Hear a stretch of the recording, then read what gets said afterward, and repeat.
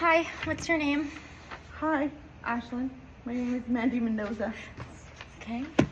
Want me in here? Do you want a separate or separate? I don't care. I'm gonna do Mendoza's really quickly, and then I'll get to you. It shouldn't be very long. Unless I talk too much. Oh, you talk too much, which is okay. That's a given. You know I'm gonna talk way too much. That's Okay, fine. sorry. I love it. It's great. What was your experience in healthcare before you started teaching? So for almost 10 years before I started teaching, I worked in high-risk OB, so maternal fetal medicine. Women with pregnancies that are high risk for either due to baby or maternal health conditions. What initially drew you to this field of work? Ooh. To high risk or to MA in general or to teaching? Both. Both.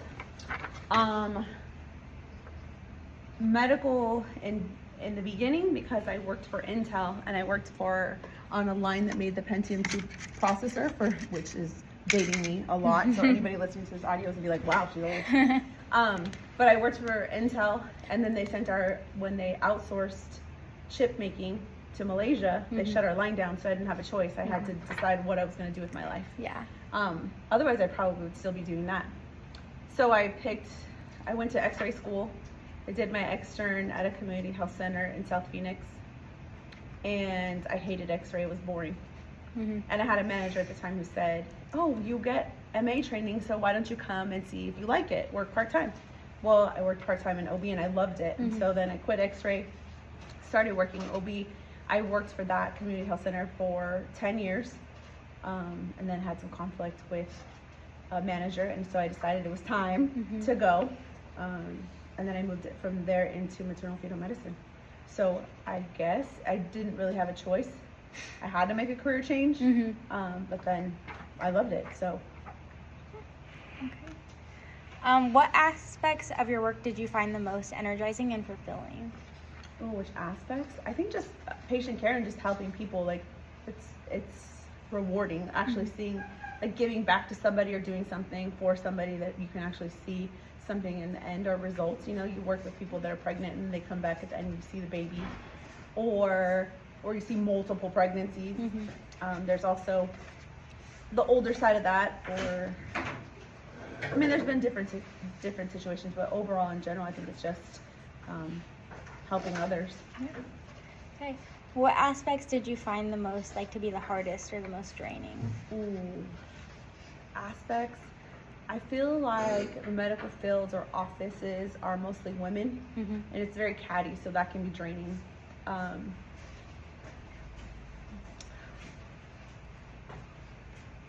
Other than that, I would say just some of the harder things to have, like a patient of 9-year-old little girl that had anal warts. That was hard. A woman who had a female circumcision, and wanting to, is very now wanting to have a baby, and so the pain that caused, but also at the end rewarding because we were able to help her. Yeah. Pregnancy loss, that's always hard, or babies with anomalies, and women having to make that hard choice. I think that's the hardest part, is just being part of that or seeing them hurt, Yeah. Sucks. From what you have experienced or seen, what do you believe are the biggest causes of burnout in healthcare? Ooh, I think the biggest causes of burnout in healthcare, I think a couple of things happen. I think it's gone to less people want to work healthcare, so there's healthcare shortages, so that burns a lot of people out, or they get tired of it. And then the other aspect is, so as somebody that worked in the medical field, you take on too much. Like, you don't want to go home without finishing, or even though there's always tomorrow, right? There's some things you just feel like, no, this can't wait, I have to finish it. It's for a patient, you have to do it. And I think people get burnt out then because you don't realize you're doing it to yourself until it's too late and you're like, oh, I'm exhausted, or you start to hate what you're doing. Yeah. And you need to hit the pause or reset button. How do you feel insufficient sleep or an inconsistent sleep schedule has affected your ability to work in your home life? Oh, well, I definitely do not sleep well with age. Oh,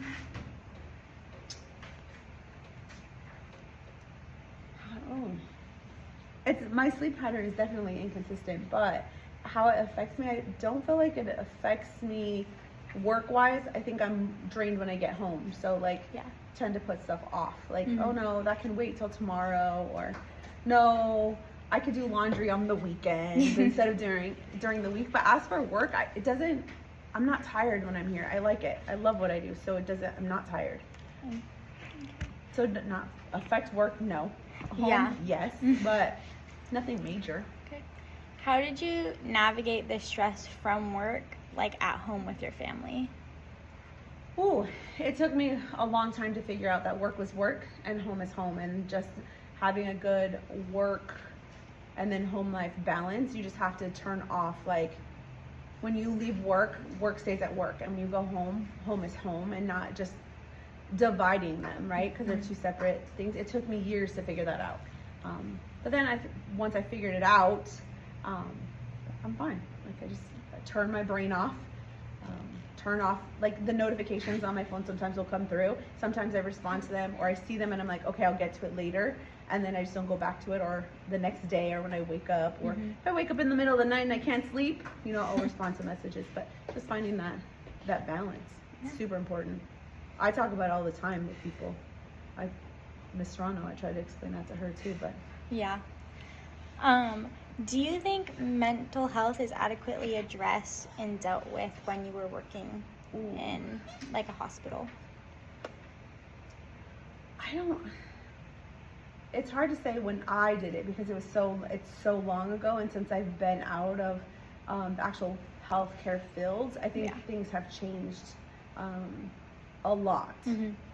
COVID happened, all the COVID burnout happened, the mental, people seeing people die, and death more. That I think was hard for people, but I think it's been normalized now, or it's coming to the forefront, where before it wasn't normalized. Like, people just didn't talk about if you were depressed or had anxiety about something. You just didn't talk about it, you just worked through it. And now it's not stereotyped like it was before. So I think there's a lot more options out there. Like, more people are using the EAP program, so the employee assistance program, where they can see a counselor or schedule with a doctor for anxiety or depression.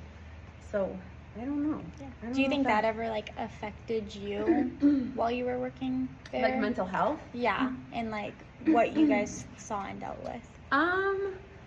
I feel like, I don't know. I think I've just always been a person that just works through the mental health aspect of it. Like, do I have anxiety? Yes, sometimes. Do I have like that heart flutter, or like I'm stressed or whatever? Yeah. And I'm feeling like, oh God.